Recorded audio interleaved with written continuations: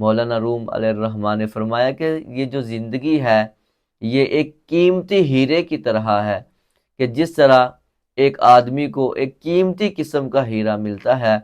تو وہ اس کی نقدری کیسے کرتا ہے۔ انہوں نے ایک بہت ہی پیارا واقعہ لکھا، آپ نے فرمایا کہ ایک بندے کو ایک قیمتی قسم کا ہیرا ملا اور وہ ہیرا لے کر دکانداروں کے پاس گیا، مختلف دکانداروں کے پاس گیا اور جا کر کہا کہ جناب میں یہ ہیرا بیچنا چاہتا ہوں، آپ مجھ سے یہ ہیرا خرید لیں۔ تو دکانداروں نے دیکھا کہ یہ بڑا قیمتی ہیرا ہے، انہوں نے کہا کہ ہم اس کی قیمت ادا نہیں کر سکتے، آپ اس طرح کریں کہ اس ہیرے کو لے کر جو بادشاہ وقت ہے، جو وقت کا بادشاہ ہے،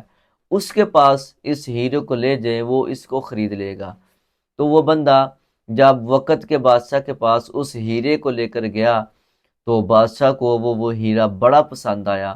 اور بادشاہ نے اپنے وزیروں سے پوچھا کہ میں یہ ہیرا خریدنا چاہتا ہوں، مجھے بتاؤ یہ کتنے کا ایک ہیرا ہوگا۔ تو وزیروں نے کہا کہ جناب اگر آپ کی ساری رعایا اس بندے کو دے دی جائے تو پھر بھی یہ ہیرا اتنا زیادہ قیمتی ہے کہ اس کی قیمت ادا نہیں ہو سکتی۔ تو بادشاہ نے کہا کہ اب تو میں اس ہیرے کو خریدوں گا، کوئی ایسی تجویز بتائیں جو میں کروں اور اس ہیرے کو خرید سکوں۔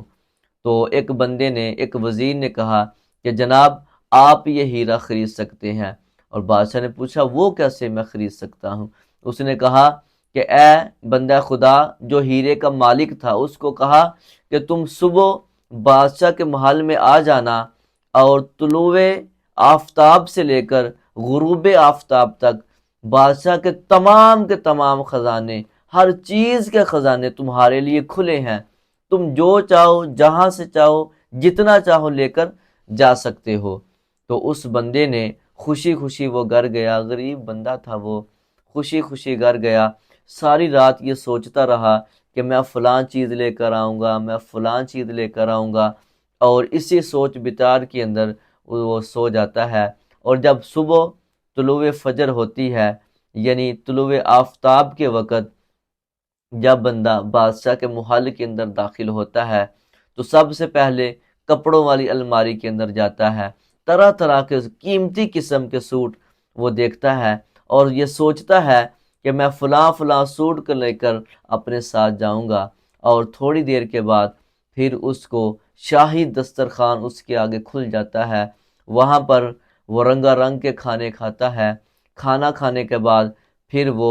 شاہی بستر پر تھوڑی دیر آرام کرنے کا سوچتا ہے، اور دل میں یہ خیال کرتا ہے کہ تھوڑی دیر میں یہاں پر آرام کر لیتا ہوں اور اس کے بعد جو میرے دل میں آئے گا میں لے کر چلا جاؤں گا، کیونکہ غروب آفتاب تک میرے پاس وقت ہے۔ اللہ اکبر! تو ساری رات وہ پہلے ہی نہیں سویا تھا، جب شاہی بستر پر اس کی آنکھ لگ گئی، اللہ اکبر، تو وہ سویا رہا، اور جب غروب آفتاب کا وقت آ گیا تو دربار نے آ کر، جو درباری تھا دربان، اس نے آ کر کنڈی ہلائی، دستک دی اور کہا کہ جناب آپ کا ٹائم ختم ہو چکا ہے، اب آپ یہاں سے جا سکتے ہیں۔ تو وہ بندہ کہتا ہے ٹھہرو ٹھہرو، مجھے تو ابھی بڑا کچھ چاہیے تھا، میں نے تو بھی فلاں چیز بھی لینی تھی، میں نے تو بھی فلاں چیز بھی لینی تھی، وہ بھی میری خواہش تھی، وہ بھی میری خواہش تھی، میں بادشاہ کے محل کے اندر آیا ہوں۔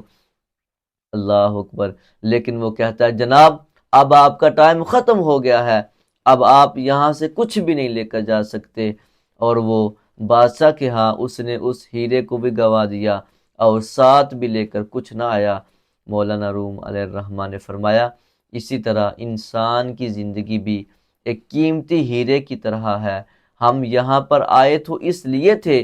کہ یہاں پر اگر ہم دنیا میں رہتے ہوئے اچھے اچھے نیک کام کرتے، ایسے ایسے کام کرتے کہ جن سے اللہ اور اس کا رسول راضی ہو جاتا، تو ہماری آخرت بہتر ہو سکتی تھی۔ لیکن اس قیمتی ہیرے کو ہم نے اس طرح گنوا دیا ہے، اس طرح ہم نے قیمتی ہیرے کو چھوڑ دیا ہے کہ جس طرح اس شخص نے چھوڑ کر آ گیا تھا، اور آخری وقت پھر وہ خالی ہاتھ گیا۔ تو ہمیں چاہیے کہ ہم زندگی کے اندر ایسے کام کریں، ایسے نیکیوں والے کام کریں کہ جس سے اللہ اور اس کا رسول راضی ہو۔ اگر ہم سے اللہ اور اس کا رسول راضی ہو جائے گا تو ہم دنیا میں بھی کامیاب ہیں، ہم آخرت میں بھی کامیاب ہیں۔